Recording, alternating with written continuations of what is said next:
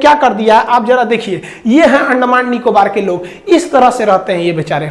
ये तीर धनुष से सेंटेलियन लोग जो वहां के हैं वो लोग मछली मार के आज भी खाते हैं। मतलब एकदम रद्द कंडीशन है अंडमान निकोबार का। अभी भी बेचारे वो लोग आदिमानव की जिंदगी जी रहे हैं, जबकि यहाँ पर इतना बेहतरीन संसाधन है टूरिस्ट का, इतना बेहतरीन संसाधन है कि आप इनको डेवलप कर सकते हैं, इनकी जिंदगी को बदल सकते हैं। हम आपसे पूछते हैं इसके लिए क्या हम लोग जिम्मेदार नहीं हैं?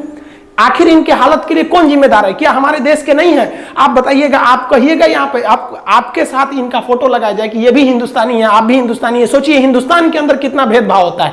यहाँ पर हमको एकदम टूरिस्ट स्पॉट बनाना चाहिए, लेकिन गवर्नमेंट नहीं करती है। अब कौन समझाएगा गवर्नमेंट को?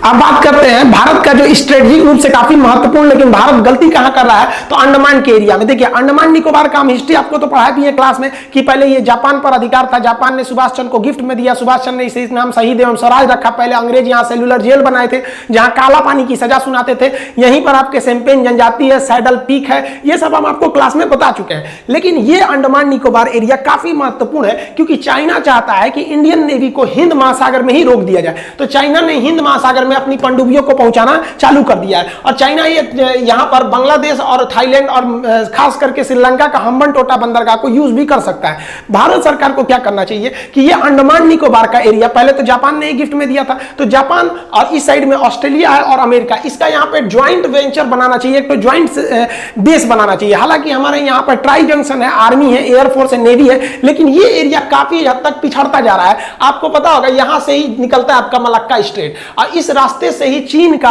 लगभग 70% व्यापार होता है। अतः अगर हम यहाँ अमेरिका को रख देंगे, जापान को रख देंगे, ऑस्ट्रेलिया को रख देंगे, भारत अपना खुद ही है, तो इससे जापान के मौजूदगी से, इन देशों के मौजूदगी से चाइना के ऊपर एक खासा टेंशन रहेगा। और उसको ये टेंशन देना जरूरी है कि अगर जितना तुम पाकिस्तान का साथ दोगे, जितना हमारे अंदर घुस के टॉर्चर करोगे, हम तुम्हारे विद्रोहियों को यहाँ ले आके रखना चालू कर देंगे और इससे भारत को कोई खास टेंशन नहीं होगा। भारत सरकार यहाँ तो सबसे बड़ी गलती क्या करती है अंडमान निकोबार में, हमारे यहाँ के लोग टूरिस्ट के लिए दूसरे देश में जाते हैं, मालदीव जाते हैं, थाईलैंड घूमने जाते हैं, जबकि आप जाइएगा अंडमान निकोबार, इतना खूबसूरत जगह है अंडमान निकोबार। वहां पे पहाड़ियां इतनी अच्छी हैं कि आप अगर पहाड़ से समुद्र को देखते हैं ना, वहां किनारे का, तो उसका तल दिखाई देता है, इतना स्वच्छ है उसका। कुछ आइलैंड जहां पर टूरिस्ट का एकदम हेवन है, स्वर्ग बना सकते हैं आप टूरिस्ट के लिए। वहां पर आप कहीं इस तरह से व्यवस्था अगर लगा देंगे तो वहां के लोगों को बहुत सारे रोजगार मिल सकता है। वहां का सुंदरता, प्राकृतिक सुंदरता भी है, लेकिन समस्या क्या है कि भारत के लोग यहां जाएंगे कैसे, इसलिए गवर्नमेंट कोई एक्शन भी नहीं लेती है। देखिए शिप का जो यहां से यहां किराया है वो 4000 रुपया है।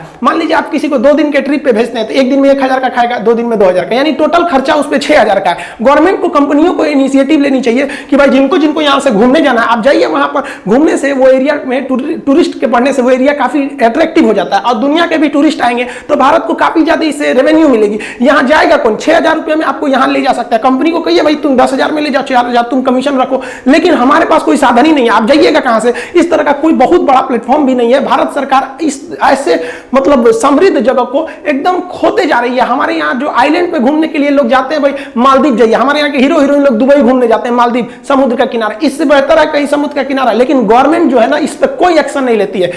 अगर यहाँ पे पर्यटक का हम बढ़ावा करेंगे तो ये पूरे ग्लोबल लेवल पर फेमस हो सकता है और यहाँ के लोगों का पूरी तरह से जीवन बदल सकता है, रोजगार मिल सकता है। यहाँ के लोगों का हाल गवर्नमेंट ने क्या कर दिया है आप जरा देखिए। ये हैं अंडमान निकोबार के लोग, इस तरह से रहते हैं ये बेचारे।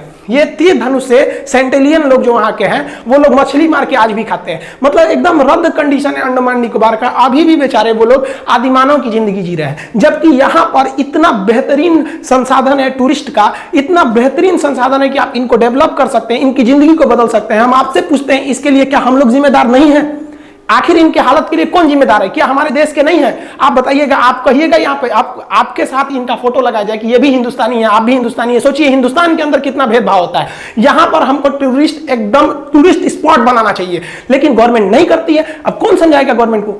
हमको पढ़ाया जाता है ना कि भारत सोने की चिड़िया थी। अरे भाई भारत सोने की चिड़िया है अभी भी, आपको केवल उसको तराशने की जरूरत है। लेकिन आप लोगों ने क्या किया, इस सोने की चिड़िया पर जंग लगा के रख दिया है। आपको इस सोच से हटना पड़ेगा, नहीं तो आप अपने नीतियों की वजह से इतने पीछे चले जाएंगे कि दूसरे किसी को आपको पीछे करने की जरूरत ही नहीं पड़ेगी।